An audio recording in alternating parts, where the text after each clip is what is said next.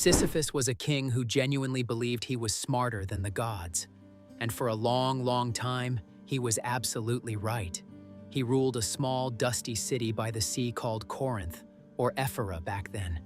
It was the kind of place travelers passed through on their way to somewhere better, leaving nothing but footprints in the sand.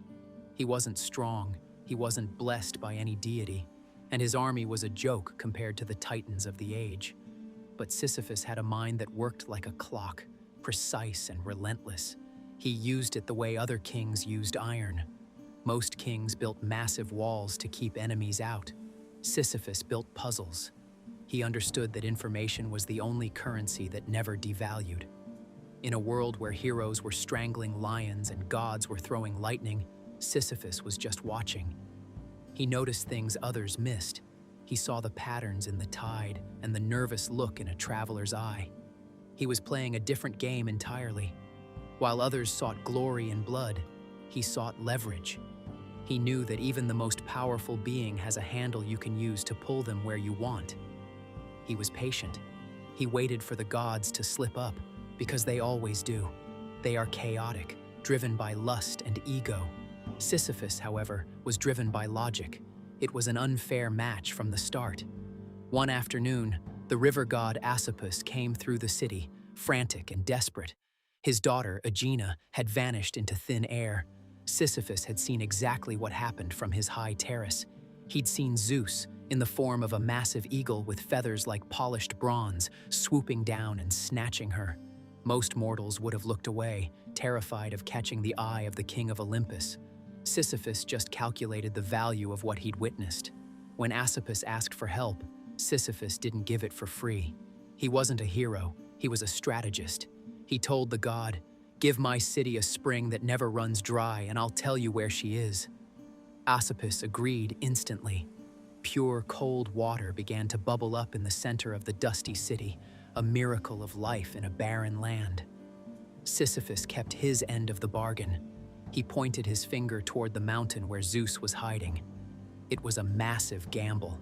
You don't rat on the guy who holds the lightning bolts. But Sisyphus wanted that water.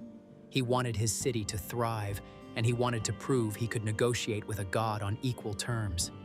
Zeus, predictably, was furious. He didn't like being seen, and he certainly didn't like being sold out by a king who ruled a pile of rocks. The betrayal was personal, and Zeus decided to end the conversation permanently.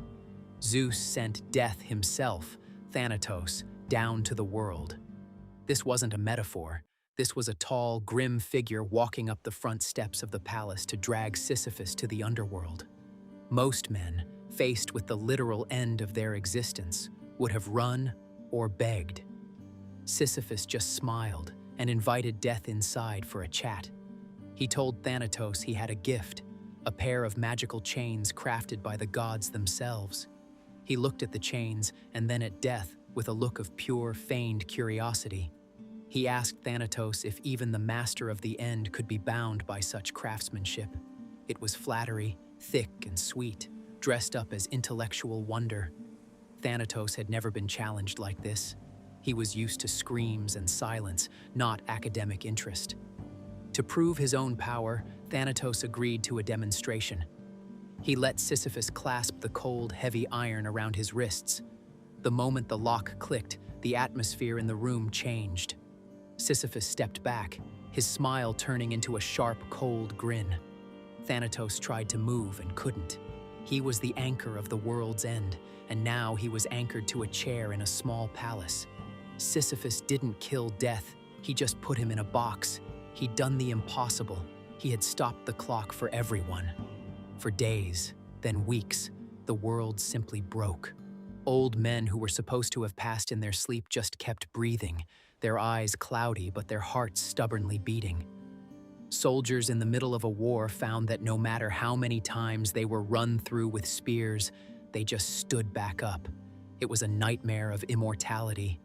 Imagine being a soldier on a battlefield, covered in wounds that won't close, guts spilling out, yet unable to find the peace of the grave. The underworld sat empty. Charon's boat remained docked on the shore of the Styx, gathering moss. The natural order of the universe had been jammed by a king who didn't want to die. It was Ares, the god of war, who finally snapped. A god of war is useless in a world where killing means nothing. It is like being a chef in a world where no one gets hungry. He marched down to Sisyphus's palace, his armor glowing with a terrifying red rage. He didn't talk. He just tore the chains off Thanatos with a roar that shook the city's foundations. Death was free, and he was hungry for the time he had lost.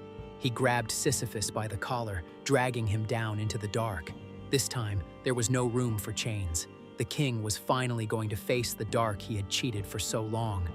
Even as he was being dragged into the abyss, Sisyphus's mind was still racing. He'd seen this coming.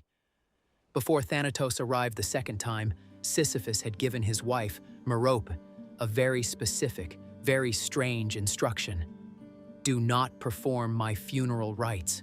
No coins for my eyes, no offerings for the gods, no proper burial.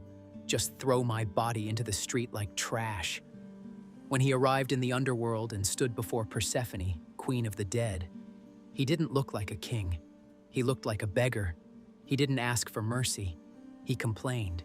He told her his wife had disrespected him, that she had failed to honor his memory, and that it was a stain on the dignity of the underworld itself for a soul to arrive so improperly mourned.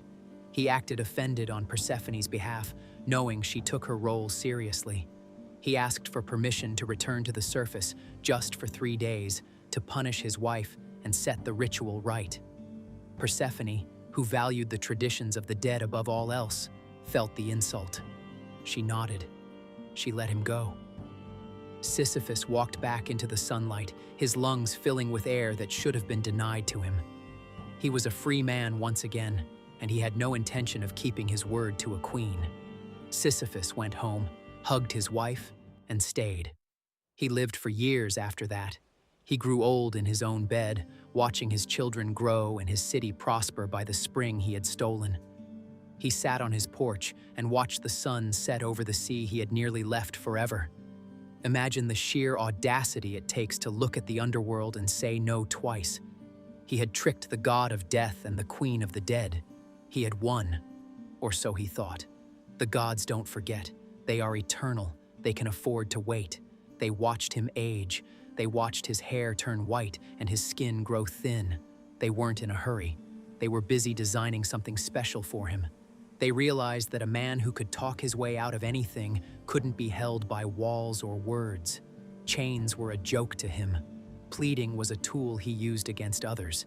They needed a punishment that stripped away the mind and left only the body. A punishment with no loopholes, no exits, and no end. They waited until the very last breath left his body, until he finally died of old age. There was no third trick waiting in his sleeve. This time, when he arrived at the gates, the gods were ready. The gods gave him a boulder, a massive, cracked gray stone that smelled of wet earth and ancient weight. His task was simple: push it to the top of the mountain. That was all. No riddles to solve, no guards to bribe, just the stone and the slope. He began to push. It took everything he had. His back bent into a permanent arch, his feet slipped on the loose gravel, and sweat blinded him. Inch by inch, the peak got closer. He could see the summit, the place where he could finally stop. And just as his fingers reached the edge, the weight shifted. The stone slipped and rolled back down, crashing into the valley. He had to start again.